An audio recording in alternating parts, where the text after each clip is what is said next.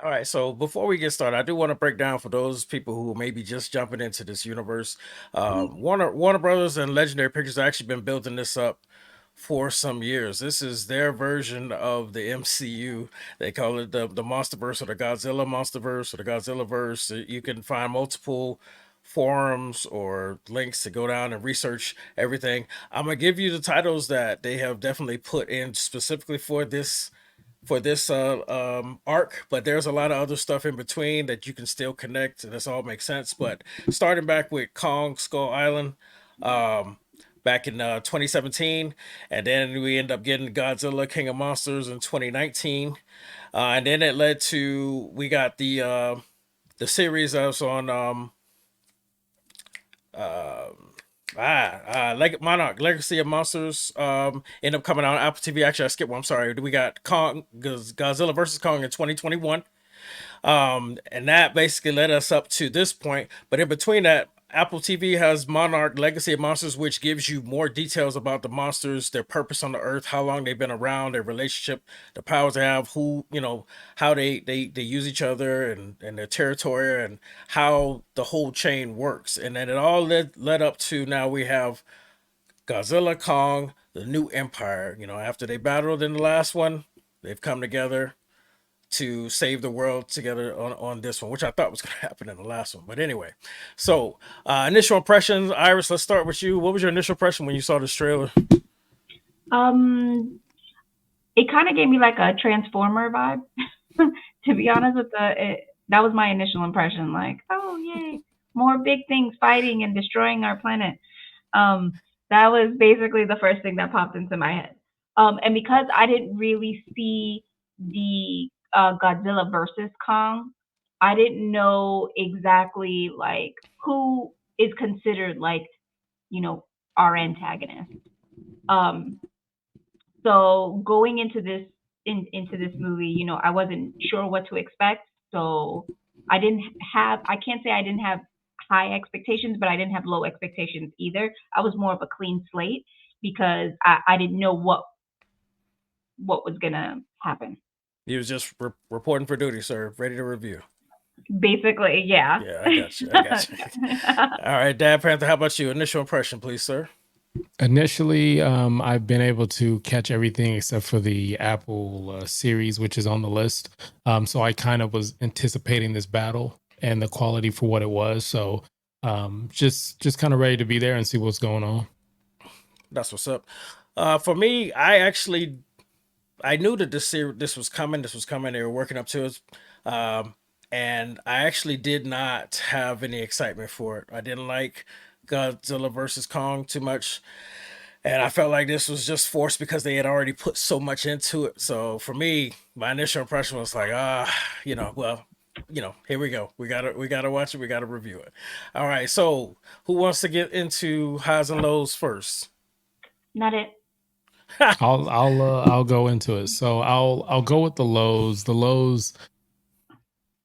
The storyline is lacking. There's things in the storyline that just don't make sense at a movie, like Lingo said before, where the buildup has been coming for so long. So it should be more consistency in the story, and even some of the characters I felt should have got more love than what they had. Some of the other drawbacks I felt about it was the pacing, like trying to figure out what the pace was, and then once you got into it, it had nice little pockets, but almost like a punch crashing into a building, the pacing would change again. And then probably the third thing I would say as a takeaway is the movie felt like it wanted to be in a few different places. And what I mean by that, it felt like it was new, then it felt like it was nostalgic, then it felt like it was other movies. There were things that the alert went off to me was this is that Pride Rock from The Lion King in the background. Does this feel like Jurassic Park right here? Does this feel like this other movie or this other show? The good things I would say was I did like how clean the movie was. I love the music. I felt like it was kind of a little bit of Guardian of the Galaxy. I felt like it was like 80s retro. It felt like, yeah, we're gonna buck up a bunch of buildings because at some point, the dad in me was like, this isn't responsible. Like I'm in my head, I'm thinking a death toll. I'm thinking a tsunami. I'm thinking all this stuff and at some point you just have to enjoy the movie and go with it. And once you did, it was fun. I love the facial expressions from Kong and even Godzilla, where they were almost like kind of like, you know, without words, similar to Planet of the Apes and Lord of the Rings. Like the CG and acting was that good. Standalone acting that I got was from the girl who takes a role again as being the voice of Khan for the most part. And little dude, yes, right there, a little dude, little Kong. You knew I was gonna say that. Little Kong was I don't know what his real name is, but I'm intrigued to see what they do with this character moving forward. But to see it in a movie theater where people were cheering and clapping, I thought it was pretty cool. It felt like summer. It felt like a big movie. I hate to sound like Nicole Kidman, but movies movies are better in the theater.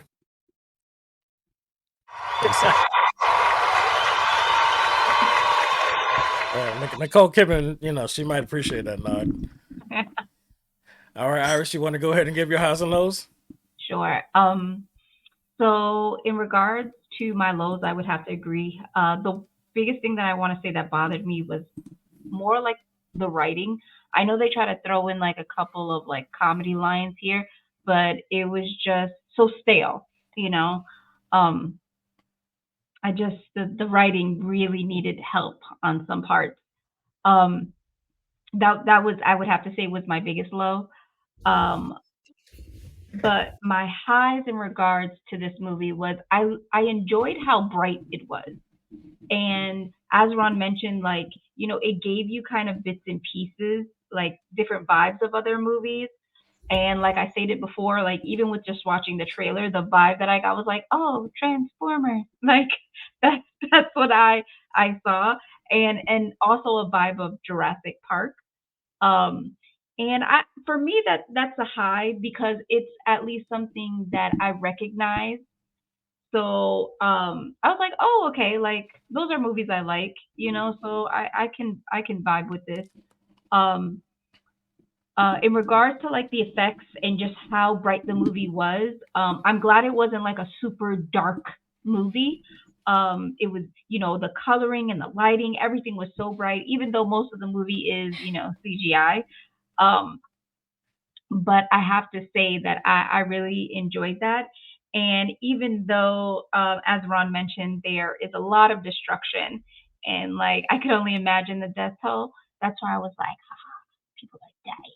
No, let me stop. But excuse me. In a lot of like the original Godzilla movies, um, and even Kong movies, like you see that destruction of the cities that Godzilla's and Kong's and so I like that they kept that at least in this. Um, and because I hadn't really seen all of the other movies that are a part of this universe, um, I didn't feel lost. They gave us a little bit of backstory to at least introduce things. So I was like, oh, okay, that's where that character came from, and that's the connection between these people.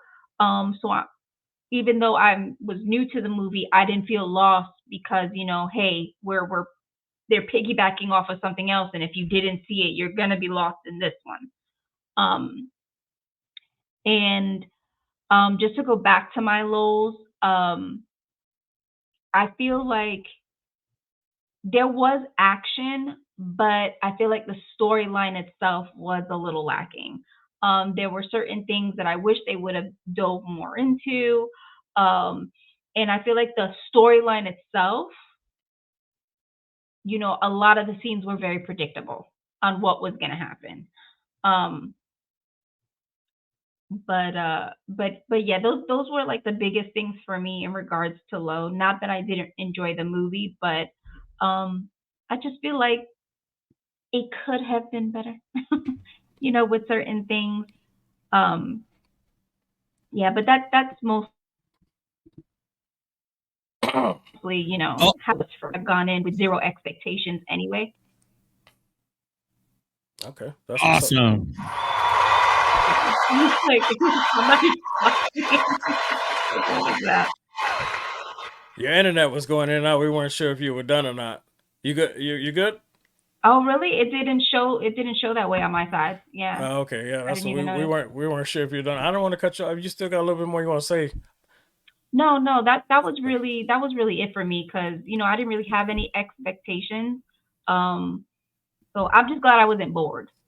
Okay, I would say that's that what's up. that was my biggest thing. Like, oh, okay, at least there was, it got to the point.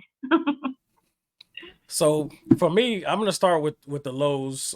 For me, like I said, I didn't like the Godzilla versus Kong, and also in the previous films, I wasn't too happy. The writing was a little weak, and they kept trying to make it a little bit more serious and create these arcs and these characters with these stories that we knew ultimately didn't matter because it's about Godzilla and the rest of the monsters that end up coming out. We know that that's what we're coming to see. That's what we're building up in every single film. But they kept trying to give us this human element and these epic stories, and it wasn't really working for me. Um, and they started off with weak writing too. Just to set up moments again where people are forcing situations. They got Kong running from these creatures, and he runs up on a cliff that has like all kinds of rocky, mountainous, atmospheric things that we know he can scale damn near anything. So I don't know why he acted like he was stuck, but they did it just so he can turn around and seem like he was cornered. But he then the rest of the movie, he there's nothing he can't scale. There's nothing he can't climb. King with Kong, and he's running from these things, and I just thought it was a little ridiculous. So they had moments like that in the beginning. I was very worried, but then all of a sudden the movie kind of it hits a switch, and that's where I start wanting to go into my highs. The director, his name is Adam Wingard. He was born in 1982, and he was making sure that he was throwing in a lot of moments of if Goonies had a $200 million budget, or if Land Before Time was live action, or if Never Ending Story was remade. He was trying to, in my opinion, combine all these different stories in a different epic way, leading to this point. And you basically, I started joining the ride, and then he started dropping these '80s music, and it started to become like, hey, we've been building this up to get to this monster movie, and they just minimize the human element. Like the Dad Panther was saying, if you were actually keeping a body count, you're gonna walk out of that movie in tears. But we stopped worrying about that. I mean, this guy was obviously a true Godzilla fan, because if you look at the classic films, Godzilla's biggest battles always happen in the city, because that was part of the set, was part of the character of them being epic and destroying stuff. And so instead of them taking this Middle Earth, which is saving the world from an epic battle, they made sure they found a way to bring that shit back out to Earth, and they were just destroying everything. Godzilla, no matter where he walked, no matter if his intentions were good or not, people were dying, but they weren't showing you that, but you knew it. You knew it. You saw the cars on the bridge, people were going. You see the buildings collapsing. People, it's just a crazy body count. But what they did was they stopped trying to give us a story about the humans. They just focused on the one girl that had the connection with Kong, and then they just decided, hey, we're gonna give you what you finally been waiting for, a high budget, relentless. Let's just let these monsters, these kaiju's, go crazy like the video game Rampage. And that's basically what I felt like. This director was a super fan of all of that, and he was throwing it all in there, and it was giving you all kinds of crazy. And I just got into it, and I started loving it. And the less story they tried to give was just the more crazy, the more fighting, the more I loved it. And the only story that really mattered was the young girl who had the connection with Kong from Skull Island, and she spoke the language. That story was important. Everybody else's story was mute. There was we were making sure they were putting comedic elements, and I love that. If I did have a couple more lows where there were some scenes that were rushed and forced. They didn't really try and make it make sense. But again, like once you buckle in for the ride of like it is what it is, let's just get these monsters and go crazy, then all that stuff you really don't want to take too much time explaining it anyway. Like the way they made the hand for Kong, they just say, "Oh, I got something that may work," and you never say to make any tweaks or work on it, even though it was made for something else. All of a sudden, it just drops right on, fits right in, gives him exactly what he needs, and let's keep it moving. You know what I'm saying? So it was definitely a lot of flaws, weakness with the writing. But I think this director was like, hey, we've given you all these extra serious films, even though it's all about the monsters. This film was all about the monsters. So I was very appreciative of it. Yes, when you coming back? You need me? I'm sorry. No. I'm here. I'm here. I'm here. Yeah. I'm gonna need just Okay. the Well, sound effects and all, or if you want to give any input on what you heard before we start rating it, but I was definitely need your sound effects. thank you. Most definitely, the number one thing is when you were introing this, I, being ignorant, did not know there was a connection with all of these different films. So first of all, thank you for doing that. Like, you really, now you're making me want to go back and watch all of these, because I did not know this was an Avengers level event in Monster World. So like, there's a reason why the glove of the universe is in this film, is because it's all together. Like, well, the other thing I want to say is, you are the first person that said, and I've watched a few reviews that they were saying like, you were just saying like, this is just fun. Is going with it. You actually sold me on the concept of wanting to see it, even though I was definitely willing to see it just because of the show. But I wasn't begrudging, but I wasn't like, yo, I gotta go see this. Like, you know what I mean? It was kind of like, all right, if I could get the time after the birthday, if I'm not too drunk with a hangover, let's just get it in, get it out. And I just, I was just broke. I ain't gonna lie. But I just paid for my AMC movie pass again. So I'm going to see Monkey Man Saturday. And I might go back if I have time Sunday to go and see Godzilla, maybe on Sunday or something like that. So we'll see. But anyway, let's get back to the business. Let's see. Y'all know how we doing it. Review time. Is it a classic? Good watch, catch on streaming? Is it not doing it for me? Is it? Oh, hell no. Oh, if you ever show me this ever again, I will. You. All right, let's start with Iris, the queen. Are we slapping somebody this week? Is it a oh hell no? Where we going, baby? Tell me what's up. No, I have to say it was a good watch. Like I said before, other than the fact of, like even Eddie was saying, I love that he agreed with what I was saying. There were points of weak writing within the movie, but I liked that it was like things that I could relate to from growing up. Like I got the Transformer vibe, the Jurassic vibe, and I didn't even think of like Land Before Time. Like I didn't even think of that one, and I just seen the movie, and it just made me feel like nostalgic a little bit.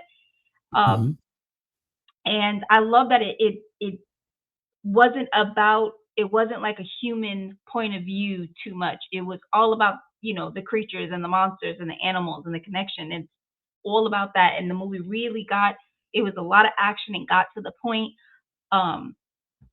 So yeah, I would definitely say this was a good watch, and I would go see it again.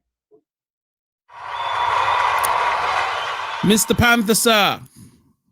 For this one, I would agree. I would say it is a good watch. It feels like a movie that you get popcorn with and just kind of hang out and sit on the couch and like, oh, did you see what he just did? Again, there was times where Kong to me looked like a dude you would see off 183rd with the white beard. He just looked like a dude that you'll sit there. He's got a jungle juice in his hand. He's some pickled eggs, and he's ready to scrap. So I just thought it was a good movie. That's Miami Gardens.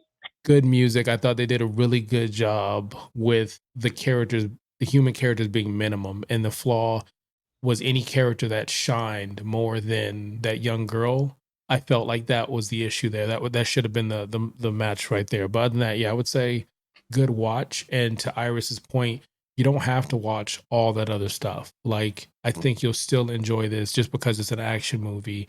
And it's interesting to hear people's perspective, whether like you're a super fan like AB or something.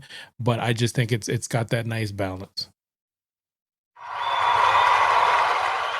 I love that pickled egg and the jungle juice. You got to go to Green, so you gotta get you some. Yeah. That was deep. After school, right there. Shoot, that was deep. Like, yeah, he's definitely a film writer. All right, Eddie, where we at with it? What's your review, boss? Yeah, so I love this film a lot actually, but it did have the little things that had me rolling my eyes. So I'm gonna say it's a good watch. I definitely recommend everybody give it a shot. Wow. Also, I do have a difference of opinion though. I don't suggest you watch all of them because, like I said in the beginning, Kong Skull Island and Godzilla King of Monsters, they were trying so hard to give you such a serious human story mixed in with learning or bonding with these monsters. But I do think if you're gonna watch this one, you should watch Godzilla versus Kong, because that introduces us to this whole Middle Earth that thing that I referenced that is a big factor in this film now. And just so it all makes sense of where that shit came from, so you'd be like, well, when did we get this motherfucker? You know, you should definitely go back and watch that. Not gonna Okay. lie, I was like, what the fuck, Middle Earth? Where is this? And that part was thrown. Man, just imagine the people that haven't watched it, and I'm looking at the trailer going, Yeah, you saw them going down into that. You're like, what is this shit? and then you got like the Mayan looking niggas, and then the regular motherfucker in the school. You like, is this? Are they time traveling? Is this like Kong and Godzilla? You know, whatever. All right, everybody, watch the film. Tell us your opinions in the comments section. Please, please, please. We would love to hear more from you.